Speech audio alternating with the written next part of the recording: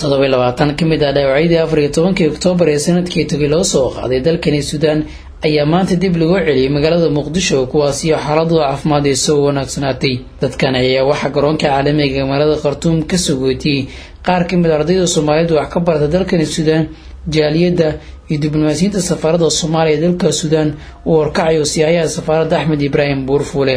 bukaanadan ayaa inta badan ka bogsaday dhaawacyadii ka soo gaaray qaraxii iskooskiisa oo ka dhacay 14 Oktoobar ee sanadkii hore.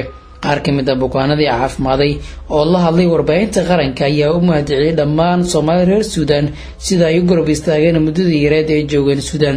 sidoo kale waxay mahadcelin ballaaran u jeediyeen dowladaha Suudaan iyo Qatar sida wanaagsan ay u fidiyeen gargaar caafimaad.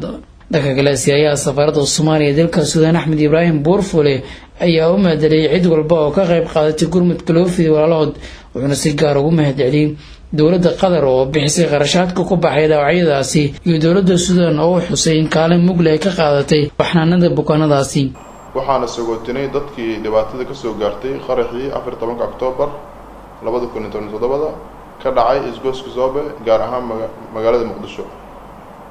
waxaana tiraan gaarayaan 27 qofood, waana dufcadii shanaad oo ugu badneed oo hal mar ah sagootinay. waana guul in dadkeena oo caafimaad qabo ayna dib ugu laabtaan dalkooda hooyo. waxaana haray tiro gaaraysa 40 qofood oo iskugu jiro dhaawac iyo dadkii la socday. waxaana halkaan ugu mahadcelinayaa dowladda Qatar oo kafaalo qaaday caafimaadka dadkan iyo dowladda Suudaan oo martigelisay.